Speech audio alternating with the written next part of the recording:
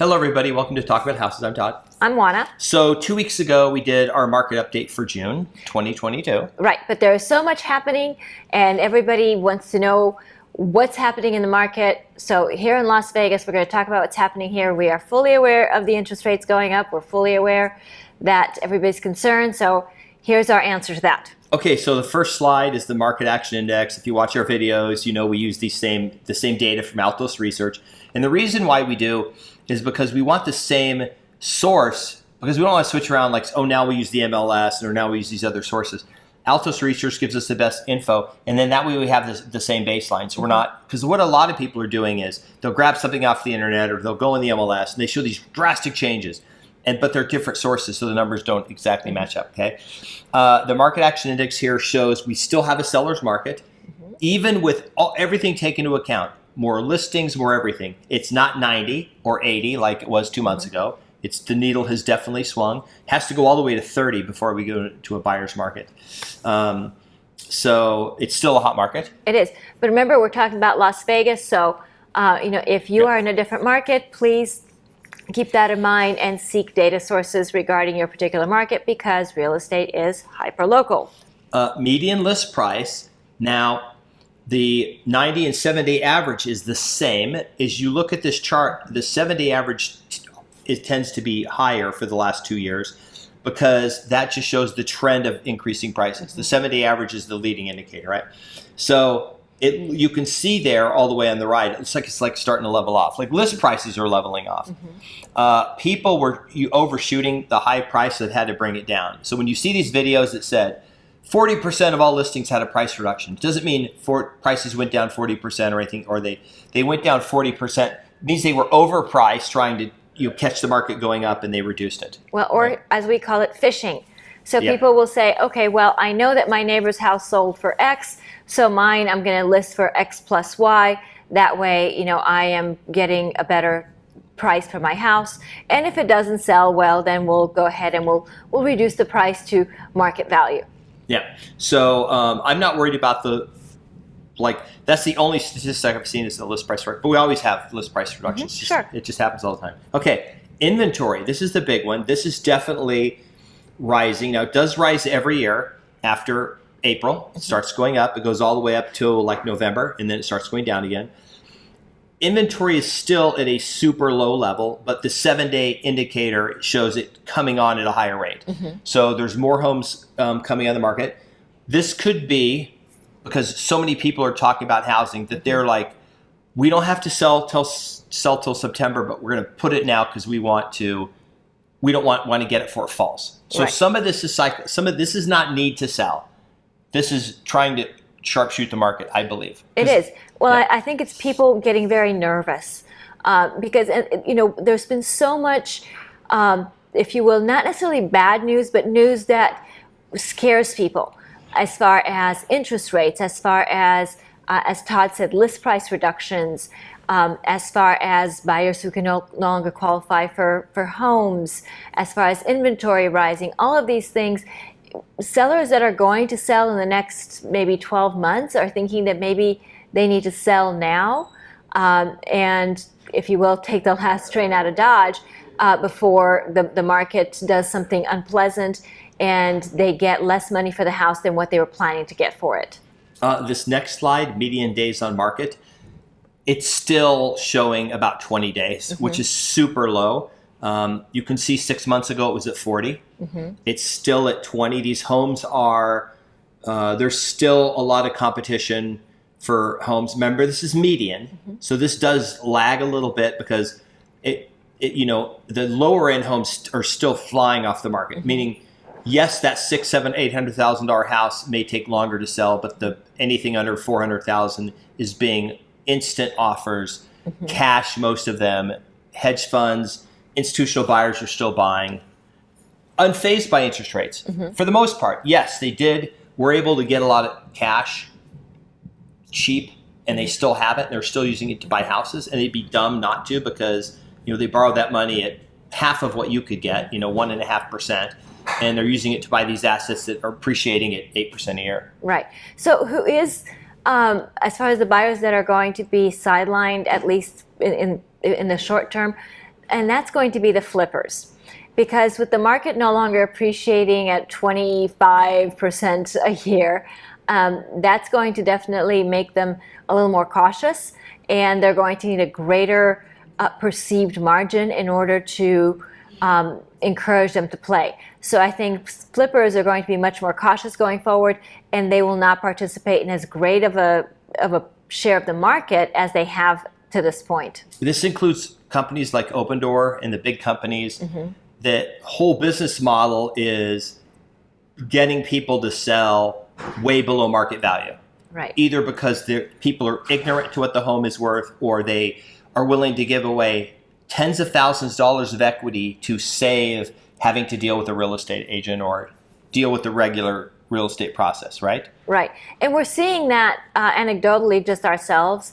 I have not gotten a postcard from any of the flippers in probably about a month. And we usually get a couple postcards a week from these kinds of groups. And I haven't seen a postcard from them in about a month. So that definitely anecdotally makes me think that they're being much more selective as to what homes they're going after. The market is definitely slowing. We're going to keep an eye on it. Obviously, we're nowhere near the high of 26,000, which is what it took before. We still have a market backed mostly by cash, tons of cash purchases. What we did this video where we talked about the number of homes in the U.S. that are owned by cash, free and clear, it was 40%. Vegas, we don't have exact numbers, but we know it's more than that. Because 50% of all homes purchased basically for the last decade were purchased cash. And then you have all those people who've been paying off their mortgage for all this time since the last downturn. Right. So the other thing to kind of look at is I was looking at some more other statistics this morning, and I was looking at an article, and it was talking about the home buyer sentiment, right? And just the sentiment out there in general of people. And remember, this sentiment is actually something very important.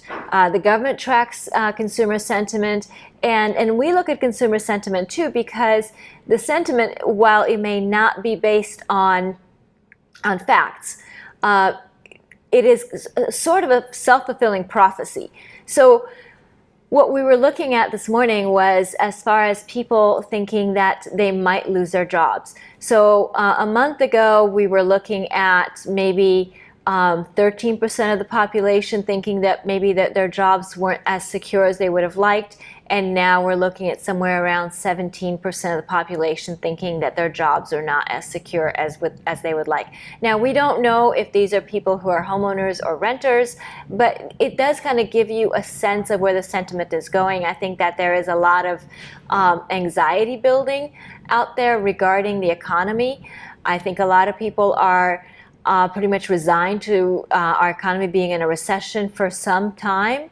I think that is going to play a very strong role going forward as to what happens with housing. Yes, we all need a place to live, but I think it's going to maybe cause people to not purchase up to their limit.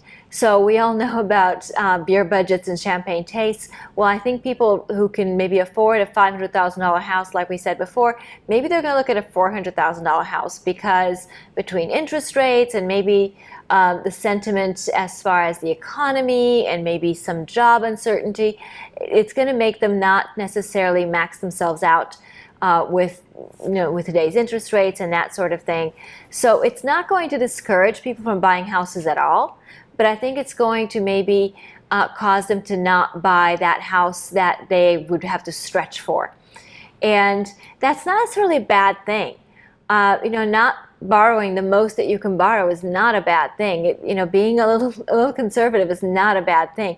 But what it will do is that once the economy gets better, then it is very likely that these people will go ahead and buy that dream home, a few years down the road. So it may actually cause houses to turn a little bit faster than they've been turning. So remember, the traditional house turns in about 7 years.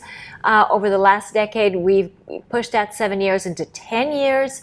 So maybe this is going to cause a little bit of adjustment, and maybe we're going to see this batch of houses that are being bought maybe this year and next year maybe turn in 5 years rather than 7 or 10 years. So it'll be interesting to see what happens with the people who buy during this time frame where there's all this uncertainty, rising interest rates, and all of this going on. How will they differ as far as their housing choices going forward as opposed to everybody else? So that'll be something to watch. It'll be interesting to see if the census or if anybody tracks this particular cohort. The other interesting thing is because you do have so many people with really low interest rates, they may be disincentivized to sell when interest rates are high. You may have people who say, interest rates are too high, let's stay in the house and not put on the market and just make our super low payment. And even if prices go down, they don't care because their payment's low, and if they sold, they would have to rent. Here are two things that are helping people that own the home right now, whether you're a landlord or a homeowner. One is rents are at an all-time high and predicted to keep inflating due to inflation. So if rents are going up, that means it's harder for home prices to go up because investors are more likely to buy. The other thing is we still have this baseline shortage of housing. So nationally, about 4 million houses. And then this is all depends on your market. So we have a market like Vegas that weathers recession extremely well. The only thing that has ever hurt Vegas was construction stopping, massive construction stopping in 2009. That's the only time Vegas weathers recessions for job losses much better than everybody else. Because during recessions, people come to Vegas. Matter of fact, in 2020, even during COVID, when most places were shut down, Vegas was open. It was the number one destination for people traveling on an airplane in the U.S. More human beings traveled to Vegas than any other city in the U.S. because, hey, let's go to Vegas. We haven't been able to do anything. So Vegas was packed, and every place, New York City, it was, everyone was in masks and no one was going outside because you couldn't get in restaurants or places. Vegas was like, we don't care, just show up here, right? Right. Okay. We're going to do this every 2 weeks now. We're going to do a first of the month and a 15th, and because we want it. Because as things move quicker, we want to be on. We don't want to wait a month, and it give you better information. Remember, these numbers are for Vegas. So, like Wanda said, if you're in San Diego or Philadelphia or some other place, go look at a video or get some local numbers. We can't do videos. We did a couple videos before in like Reno and Austin, place like that. We don't have time to do videos in other markets. Even though we get the data, we don't understand those markets that well, but we're just going to keep doing the Vegas videos. But we'll do, if we get national numbers, we'll talk about those too, the macro stuff. But, obviously for Vegas, it is cooling off, but we did need this. We needed some water thrown on the fire because it was pretty crazy. So this is not, just interest rates going up doesn't mean the market tanks, because remember, everyone buying cash doesn't care about what interest rates are. Right. And actually, this could cause people to take their cash and put it into real estate or some non-inflationary asset. Right.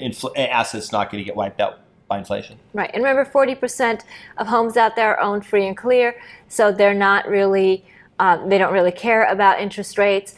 And not everybody's looking to sell. So everybody else who isn't looking to sell, interest rates going up, that doesn't mean anything for them. They're still sitting pretty with whatever mortgage they have or their house paid off, whatever their situation is. So really the interest rates and real estate, it actually affects a very small portion of homeowners.